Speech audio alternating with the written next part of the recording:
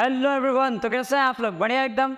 Welcome back to channel और स्वागत है आपका आज के सेशन में, जहाँ पे हम पढ़ने वाले हैं अपना सरफेस एरिया एंड वॉल्यूम। एक न्यू चैप्टर की शुरुआत हमने की थी। इसके पहले लेक्चर में हमने जो है क्लास 9th के सभी फॉर्मूलों को हमने जो भी पढ़ा था हमने क्लास 9th में, उनको हम रिवाइज कर लिया हमने। ठीक है, रिवाइज करके हमने सारे फॉर्मूले हमने ढंग से पढ़ लिए थे। आई होप आपने याद भी किए होंगे फॉर्मूलों को। ठीक है, अब फॉर्मूला याद होने के बाद अब हमें यहाँ से स्टार्ट करना अपना क्लास 10 का टॉपिक। ठीक है, कि क्लास 10 में सर नया क्या है हमारे लिए, तो नए टॉपिक की शुरुआत करेंगे अपन यहाँ से। क्लियर है सर? तो आइए शुरू करते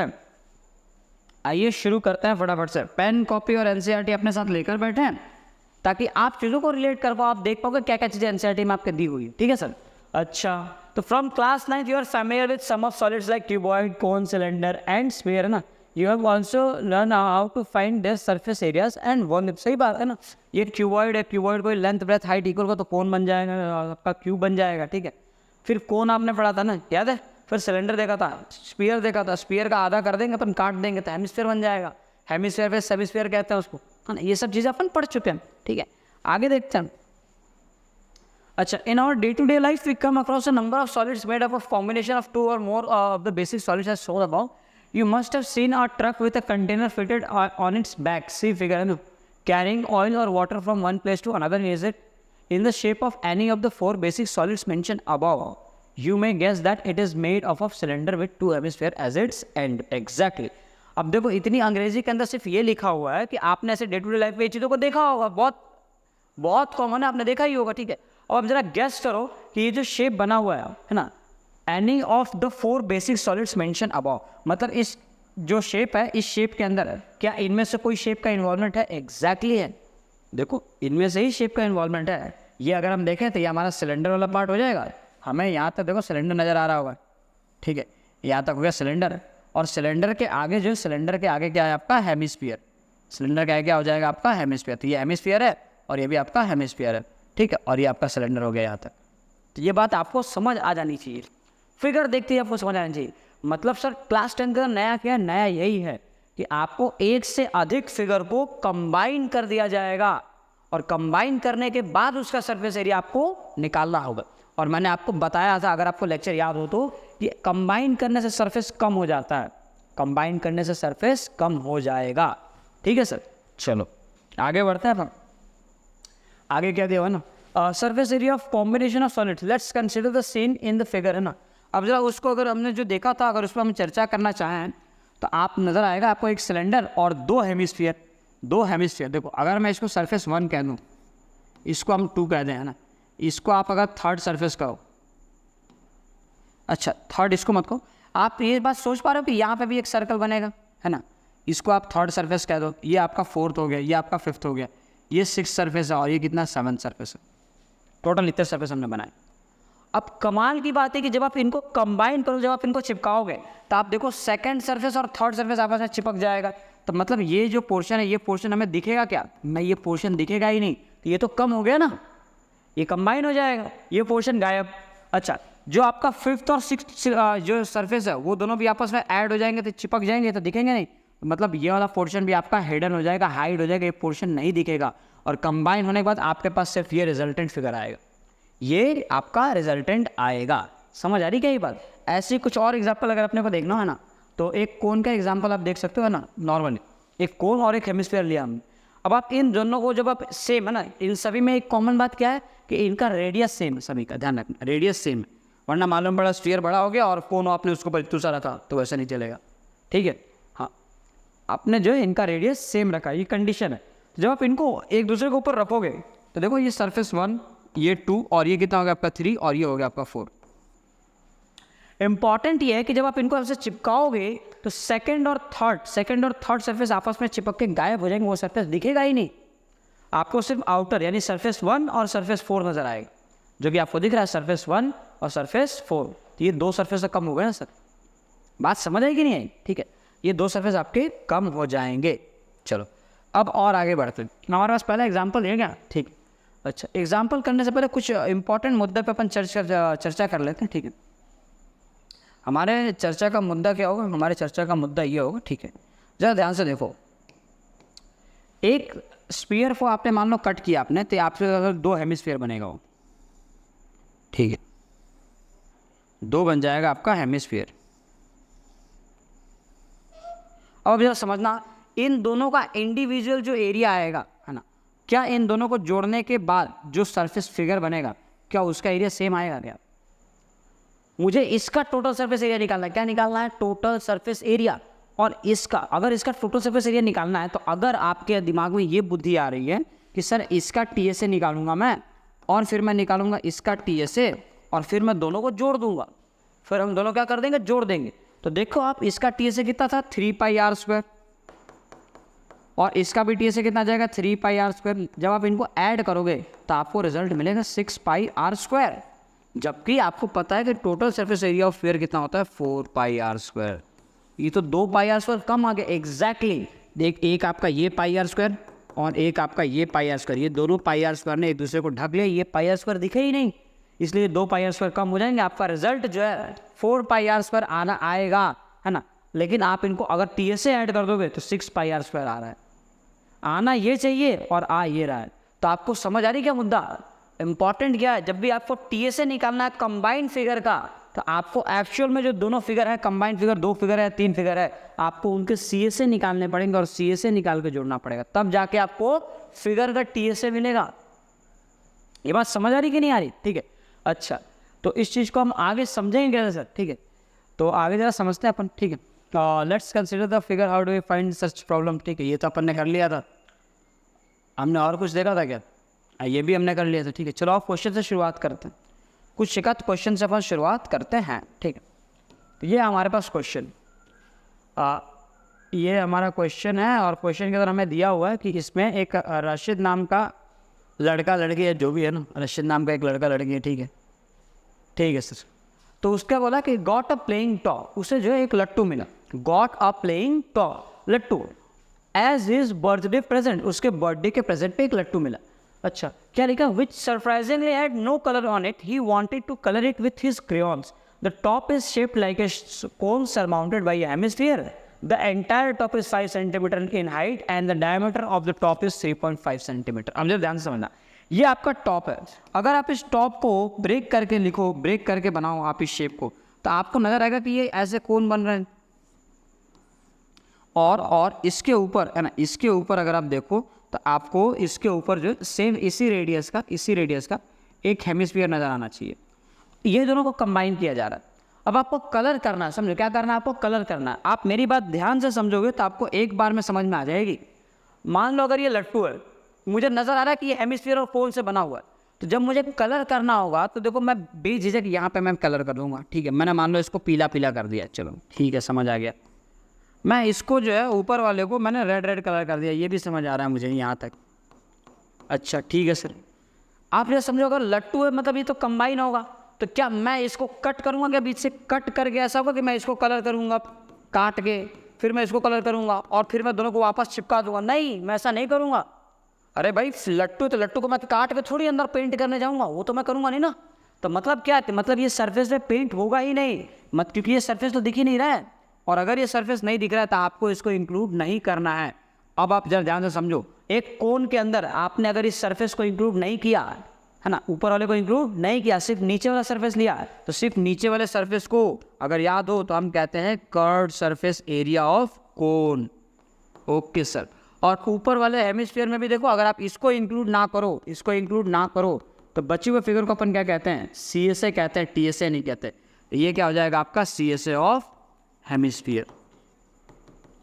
और इन दोनों को जब आप ऐड कर दोगे, तो जो रिजल्टेंट बनेगा वो रिजल्टेंट क्या आएगा? इन दोनों को ऐड करके आपको इसका रिजल्ट मिलेगा टीएसए ऑफ सॉलिड। कौन सा सॉलिड? जो आपके सामने है, टीएसए ऑफ दिस सॉलिड, इसका सॉलिड का टीएसए आ जाएगा।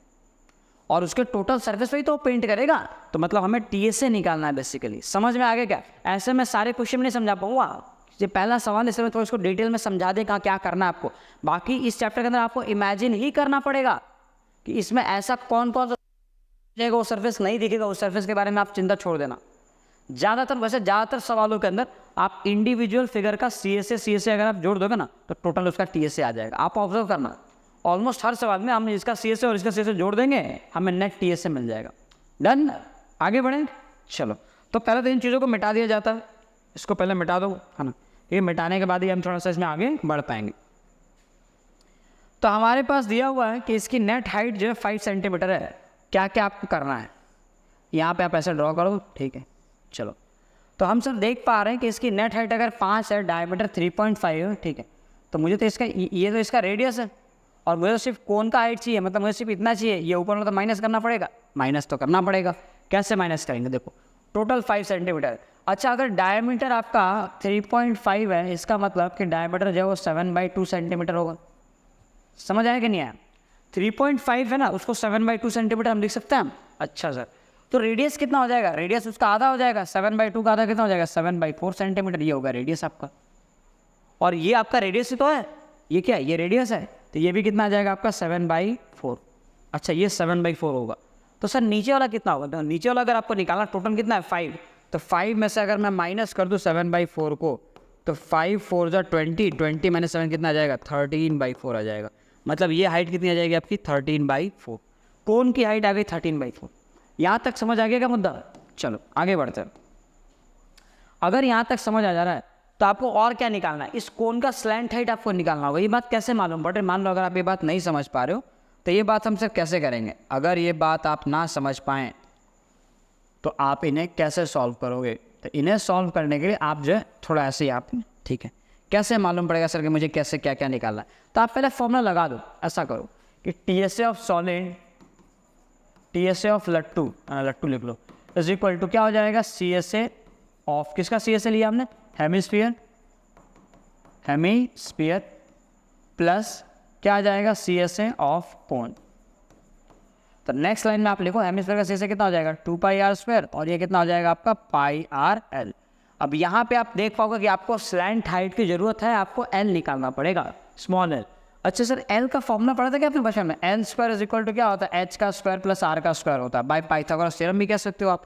देखो ये जो स्लैंट हाइट है, जो आपका स्लैंट हाइट है, वो एक्चुअल में ये देखो ये हाइपोटेनियस है। अगर इस राइट एंगल ट्रायंगल की मैं बात करूँ तो ये आपका परपेंडिकुलर, ये आपका बेस है। तो हाइपोटेनियस का square is equal to base का स्क्वायर प्लस परपेंडिकुलर का स्क्वायर, और उसी को हमने इसके टर्म्स में लिखा। ये हाइपोटेनियस L है, इसका आपका परपेंडिकुलर देखो H है, और जो इसका रेडियस है ना वो इसका बेस बनेगा इस ट्रायंगल का।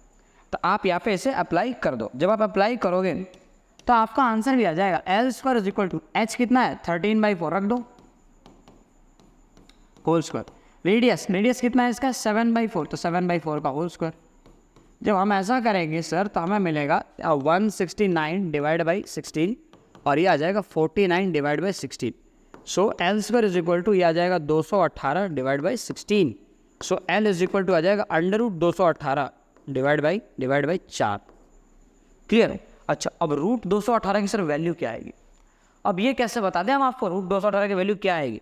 तो देखो आप जरा समझना जाता ना, 218 के आजू बाजू कोई स्क्वायर नंबर है तो परफेक्ट स्क्वायर। तो मुझे 225 नज़र आ रहा है। 218 से थोड़ा सा आगे 220 आएगा, और उसको थोड़ा और आगे 225 आएगा। 225 अगर रूट में होता तो मेरा आंसर 15 आता, लेकिन 225 से थोड़ा कम है, तो मेरा आंसर भी थोड़ा 15 से थोड़ा सा कम आएगा। क्या आ सकता है? 14.9 ले सकते हैं, 14.8 ले सकते हैं। अब 14 अगर मैं 9 लूँगा तो नीचे जो 4 है उस 4 से डिवाइड नहीं हो पाएगा, पॉइंट में कुछ आएगा। तो मैं एक काम करता हूँ, मैं 14.8 ही ले लेता हूँ। तो हमें यहाँ पर लेना होगा इसको 14.8 अप्रॉक्सीमेट है ना, और डिवाइड बाई 4 करना। जब आप इसे करोगे तो आपका आंसर आ जाएगा 3.7 सेंटीमीटर, और NCERT में ऐसे लिखा हुआ है अप्रॉक्स। तो हमें नेक्स्ट क्या देखना है? 3.7 सेंटीमीटर अप्रॉक्स वैल्यू आ गई। अब इसके बाद क्या करना है? अब इसके बाद आप इन चीज़ों को बस अरेंज कर लो। आपने जो फॉर्मूला रखा उसमें वैल्यू डाल दो आप। तो पहले स्टेप में सर हमने फॉर्मूला तो आपने लिखवा दिया था, फॉर्मूला लिखने के बाद क्या करना? अब देखो अगला स्टेप क्या करना है, आपको कॉमन ले लेना है। इनमें से कॉमन क्या दिख रहा है मुझे? तो मुझे इनमें कॉमन नजर आ रहा है सर पाई, दोनों में पाई है, दोनों में R भी नजर आ रहा है, R भी निकाल लो। क्या क्या बचेगा? दोनों इसमें 2 बच जा रहा है, एक R बचेगा, और प्लस ये क्या हो जाएगा? L बच जाएगा। हो गया काम। 22/7 इंटू रेडियस कितना है? 7/4 into 2 times of radius, 2 times of radius. अच्छा 2 टाइम्स ऑफ रेडियस का डायमीटर होता है क्या? डायमीटर ना, 2 टाइम्स ऑफ रेडियस कितना हो जाएगा? डायमीटर। और डायमीटर मुझे दिया हुआ है 3.5, मैंने रख दिया यहाँ पे 3.5, प्लस स्लैंट हाइट मैंने निकाली 3.7, उसको मैंने यहाँ पर रख दिया 3.7। हो गया काम आपका। देखो 7 से 7 कटा, ये 2 हो जाएगा, ये आपका 11 आ जाएगा। ऊपर क्या बच रहा है? 11, नीचे बच रहा है 2। इसको सॉल्व करो, 7 5 12 2 कैरी बचा 1, और 4 3 7 7.2 आ जाएगा। इसको आप काट दो 3.6 आ जाएगा, तो 11 इंटू 3.6, और अगर आप मल्टीप्लाई कर दो 11 6 66, 6 बचा कैरी, और ये आ जाएगा आपका 33 और 6 कितना आएगा 39, तो 39.6 सेंटीमीटर स्क्वायर, और ये है आपका आंसर, एग्जैक्ट आंसर आपका आएगा ये। समझ आ गया? पूरा का पूरा आपको गेम समझ आना चाहिए, पूरा का पूरा आपको गेम समझ आना चाहिए। अगला सवाल क्या होगा सर? अगला सवाल तो देखो, अगला सवाल क्या होने वाला है, इसके अंदर हमें पाई की वैल्यू 22/7 लेनी है। तो आगे बढ़ते हैं, देखते हैं पाई की वैल्यू क्या क्या आएगी। पाई पाई जोड़ के हमने बनाया है, और ये हो गया गलत, गलत नहीं हो गया, ये पता नहीं क्यों छोटा हो जा रहा है। चलो समझते हैं जरा। अब यहाँ पे सवाल ये बता रहा है कि the decorative block shown in figure, है ना, is made of 2 solids, 2 solid से बना गया। A cube and a hemisphere, किससे बना? एक क्यूब से और एक हेमिस्फीयर से। The base of the block is a cube with edge 5 centimetre and hemisphere face on the top edge a diameter 4.2 centimetre. Find the total surface area of the block. अब ये कैसे निकालेंगे? तो इनके हिसाब से इनका ये कहना है कि सर हमने जो है एक जो बॉक्स लिया है, ठीक है,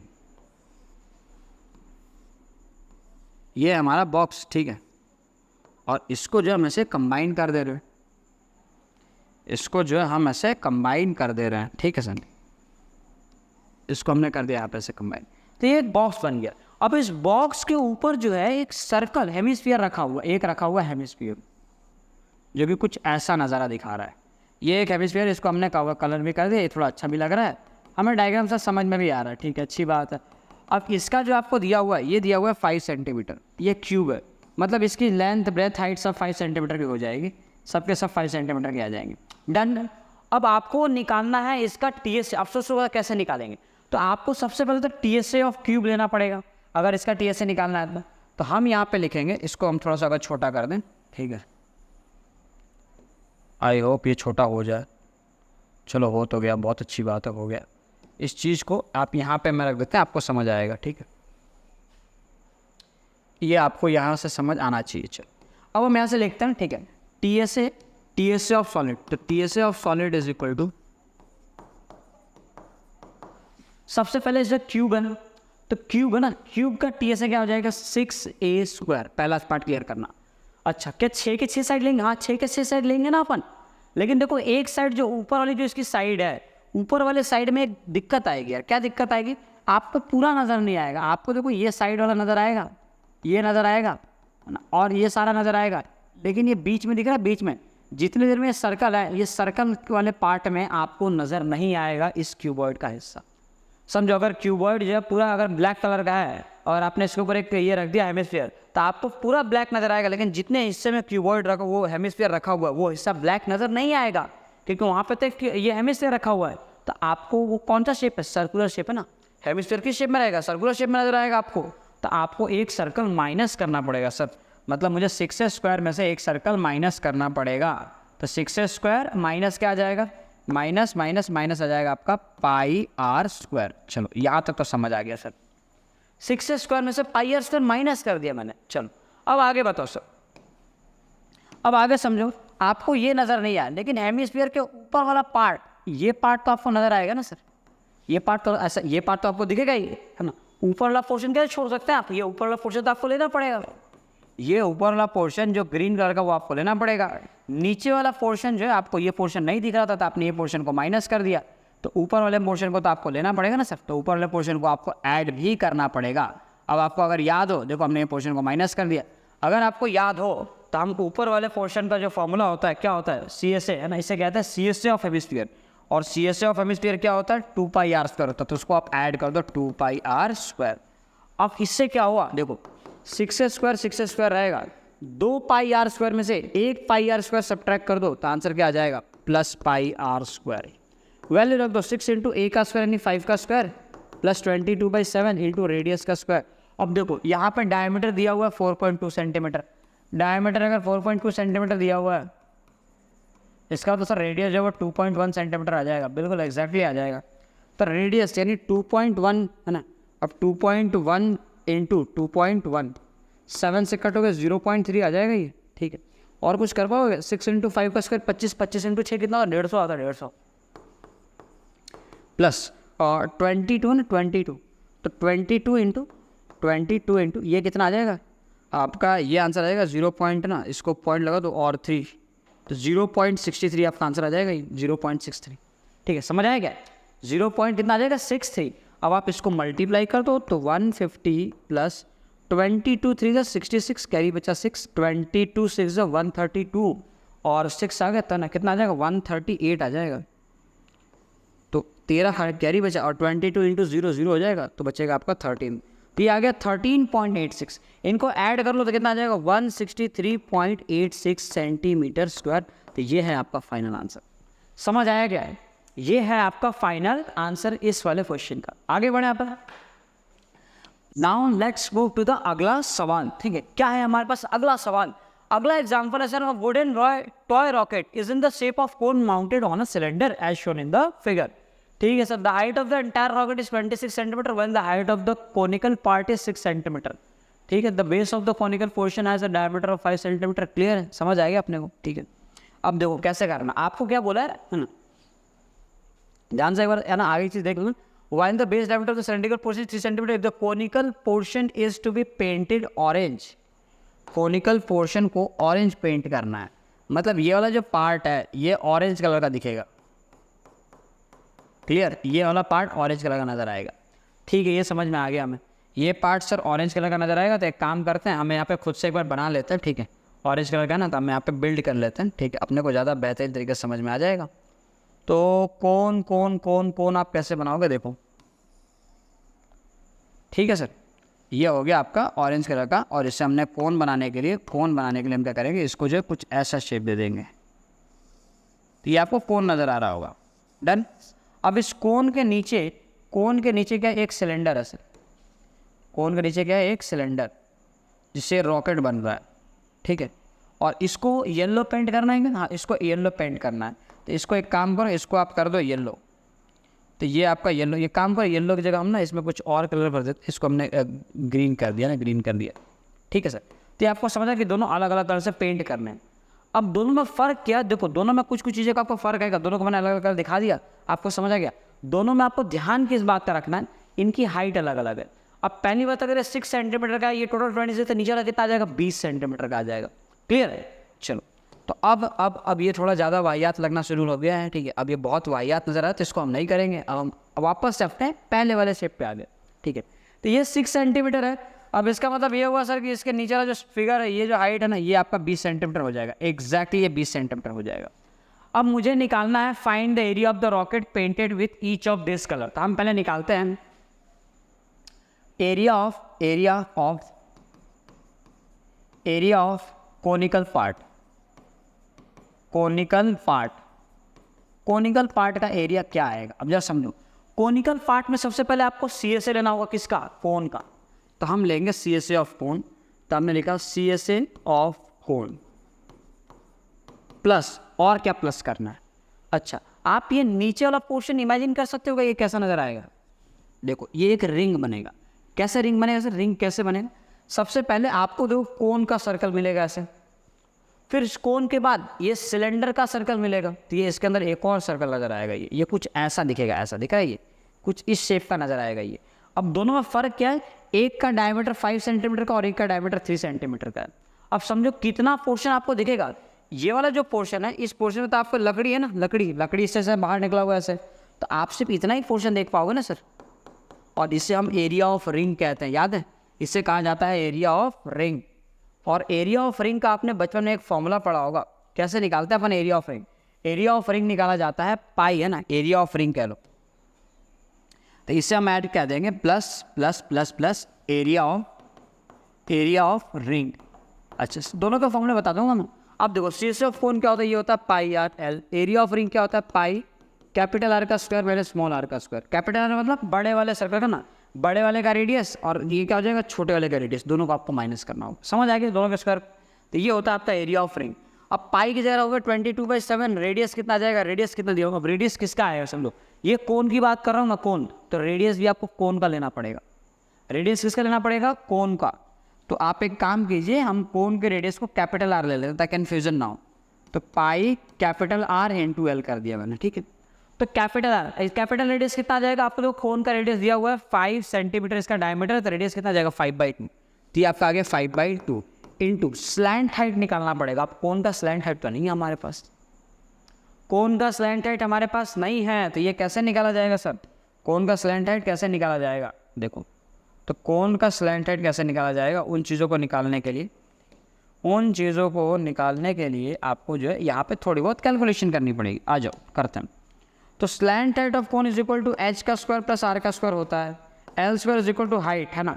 कोन की हाइट कितनी है? 6 सेंटीमीटर स्क्वायर, तो 6 का स्क्वायर कर दो। और रेडियस कितना है? रेडियस दिया है 5/2, तो 5/2 का स्क्वायर कर दो।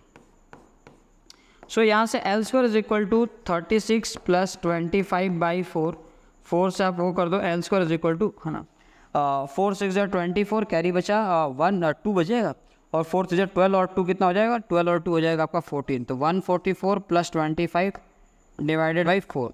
तो आप देख पाएंगे कि L square is equal to ऊपर जो 169 आ गया और अपॉन में 4 आ गया। That is L is equal to 13 upon में 2, है ना। 13 का स्क्वायर है और ये 2 का स्क्वायर है। तो एन की जगह पे आपको रखना है यहाँ पे 13/2, ये इसकी वैल्यू आ गई। प्लस यहाँ पे आगे ना पाई की जगह पे रखो 22/7। पाई की वैल्यू कितनी यूज़ करनी है? हमें 3.14 लेनी है। ठीक है, 3.14 ले लो आप, लिख दो यहाँ पे 3.14 एंड सेम यहाँ पे भी आपको क्या रख देना? 3.14 रख दो आप, 3.14। ठीक है, अच्छा, इनटू कैपिटल आर का स्क्वायर माइनस स्मॉल आर का स्क्वायर। कैपिटल आर है ना, कैपिटल आर का स्क्वायर कितना हो जाएगा?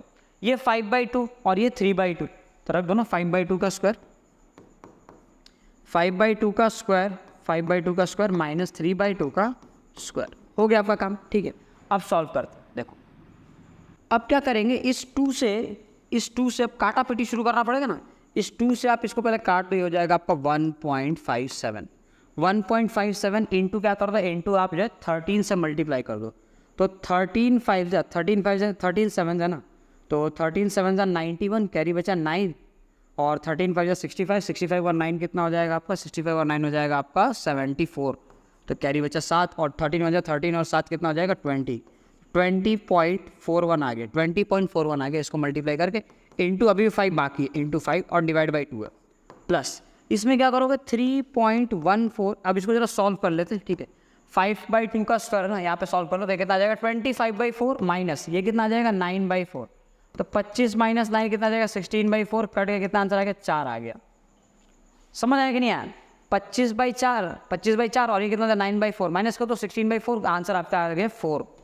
तो इसकी जगह पे मैं लिखूंगा 4, तो इसकी जगह पे लग दो आप 4। ठीक है, अच्छा सर और क्या करेंगे सर? और कुछ नहीं, अब आप इनको मल्टीप्लाई कर दो।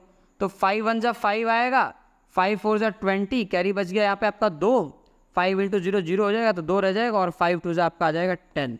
तो ये आपका आगे 102.05 प्लस इसको मल्टीप्लाई करो तो ये कितना आ जाएगा? 12.56, और ये ध्यान रहे अभी भी डिवाइड बाई 2 है, तो 2 से इसको डिवाइड कर लो, ये कितना आ जाएगा? 2 5 है ना, ये आपका आ जाएगा 51 पॉइंट, है ना, 51 पॉइंट है ना, 51 आ जाएगा कितना का? तो 5 वजा 51.05, तो आप 0 लगा दो, और 2 है ना 51.02 प्लस 12.56, इनको जब आप ऐड करोगे तो आपको रिजल्ट क्या मिल जाएगा? ये मिलेगा आपको 8 और ये आ जाएगा आपका 5, और नेक्स्ट आपका 0.1 और 2 आ जाएगा 3, और आपका 1 और 5 हो जाएगा 6। सो आंसर कितना आ गया? 63.58। ये आपका फाइनल आंसर होगा इस चीज़ का। किसका? कोन का, पूरे का नहीं, सिर्फ कोन का आया। अब आगे कैसे निकालोगे सर? ये तो आ गया, आगे कैसे निकालोगे? तो आगे इसको करने के लिए अब हमें निकालना होगा area of cylindrical part, area of cylindrical part. तो आगे लिखो area of cylindrical part.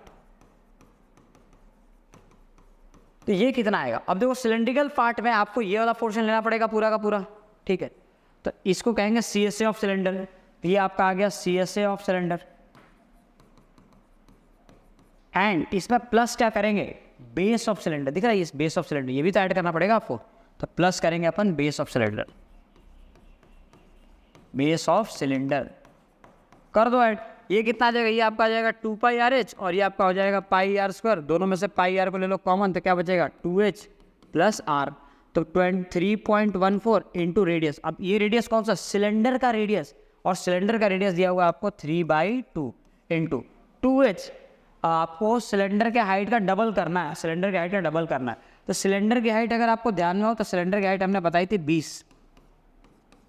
20, cylinder की हाइट का डबल कर दो तो 20 का डबल कितना हो जाएगा आपका 40 प्लस रेडियस कितना दिया हुआ है हमें रेडियस दिया हुआ है 3/2।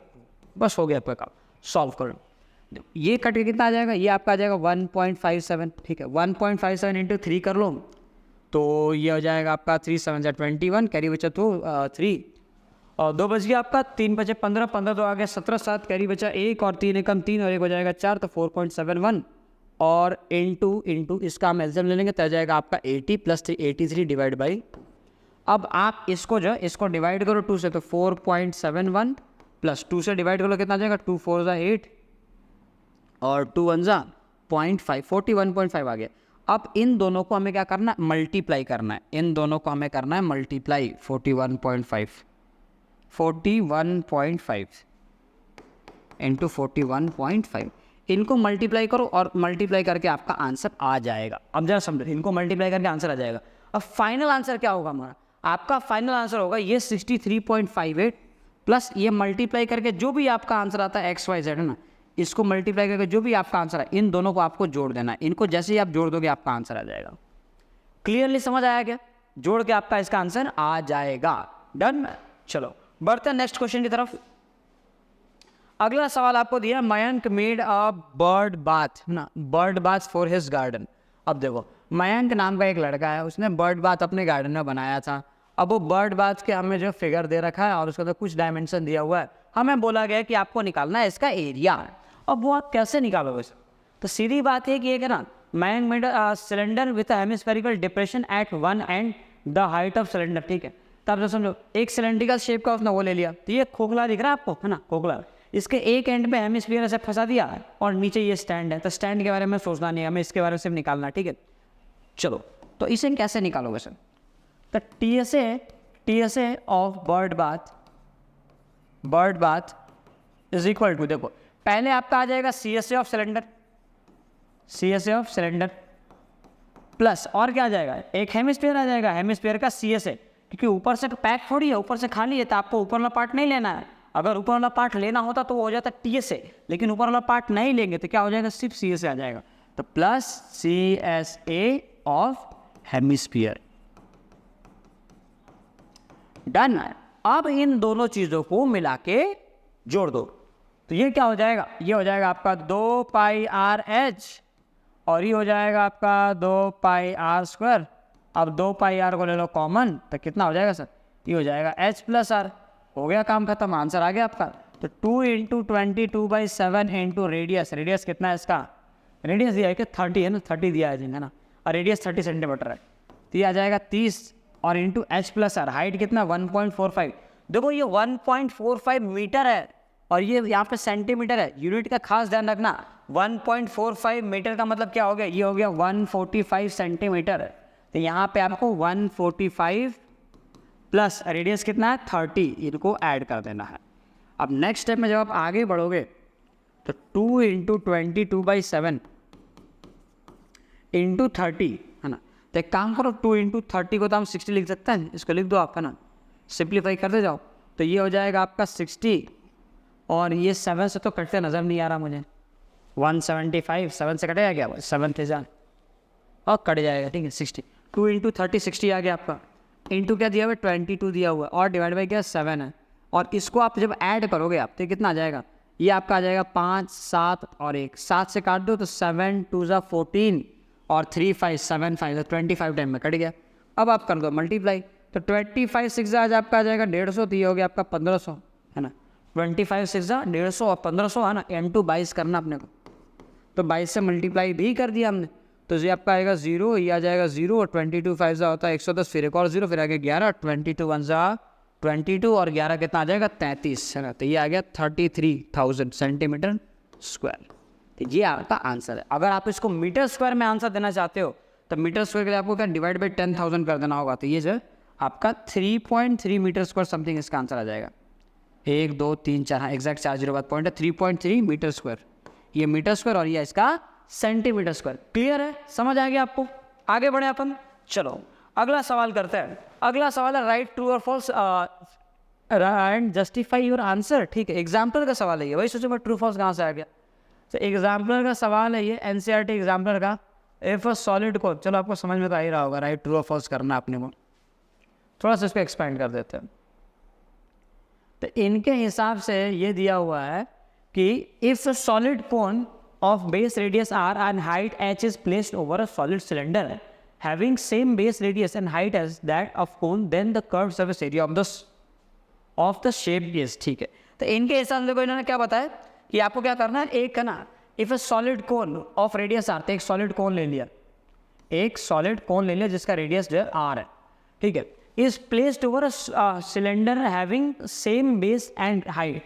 तो इसके अंदर क्या करना है आपको, एक सिलेंडर के ऊपर आपको इसको रखना है, और सिलेंडर, जिस सिलेंडर के ऊपर आप रखोगे, ध्यान रखना, जो कोन की हाइट होगी, जो कोन की हाइट होगी वही हाइट जो आपकी इसकी होगी, जो इसका रेडियस है वही सेम रेडियस आपका इसका भी होगा। मतलब दोनों में हाइट और रेडियस एकदम सेम है, एग्जैक्ट सेम है।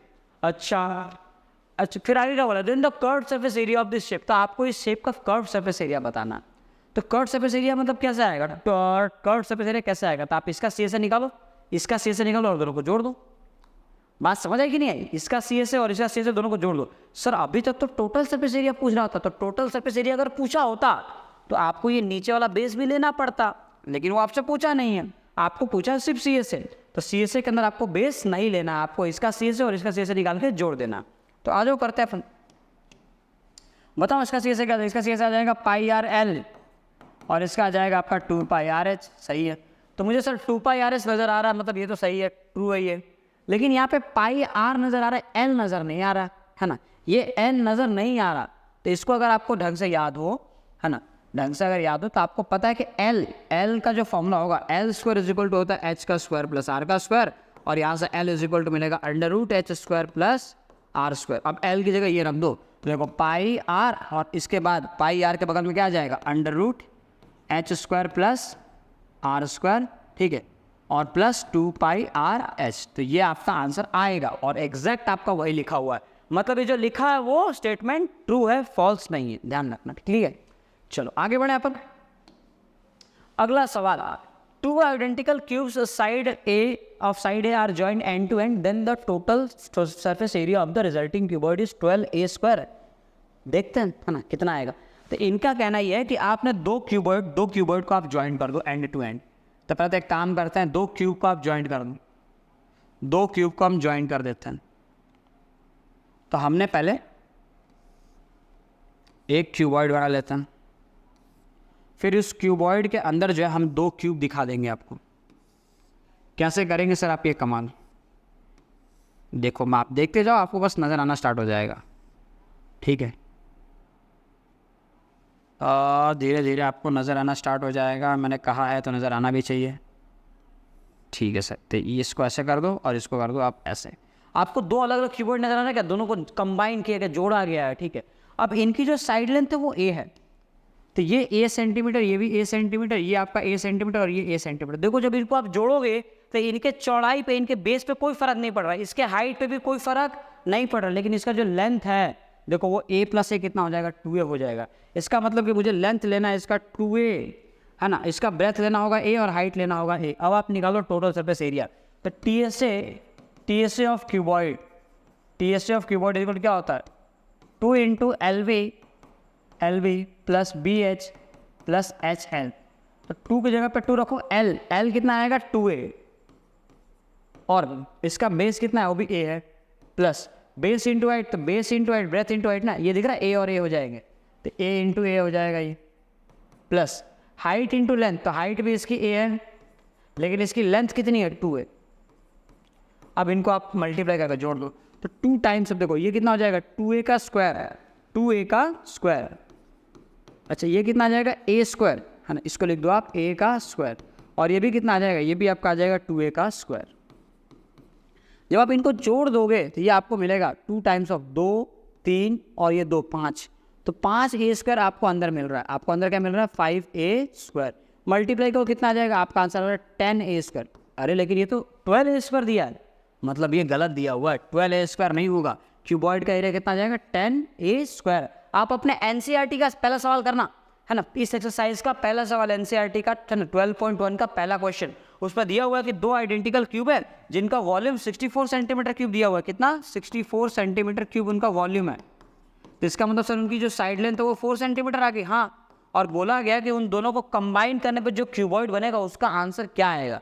देखो आप उसका आंसर शिफ्ट क्यों बता सकते हो। कैसे?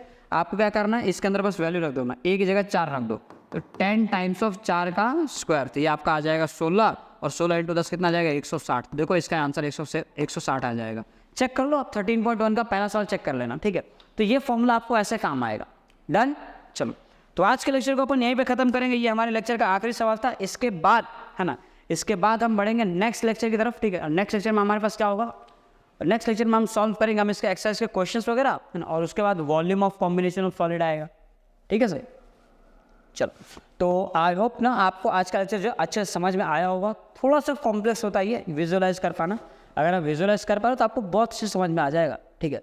इसके एग्जाम्पल्स वगैरह एक बार आप दोबारा सॉल्व कर लेना, इसमें थोड़ी बहुत प्रैक्टिस लगेगी। कैलकुलेशन में आपको दिक्कत आएगी, पहले बता रहा हूँ, आपको कैलकुलेटर लगेगा, कैलकुलेटर यूज़ कर लो मैं ना, बट ट्राई करना अवॉइड करें कैलकुलेटर, आप जितना हो सके उतना अवॉइड करें, ठीक है। कैलकुलेटर अगर आप उतना यूज़ ना करें, थोड़ी बहुत प्रैक्टिस करते करते आपको आ जाएगा। पहले आप देख के करो, बाद में धीरे धीरे आपको खुद से आ जाएगा वो, ठीक है सर।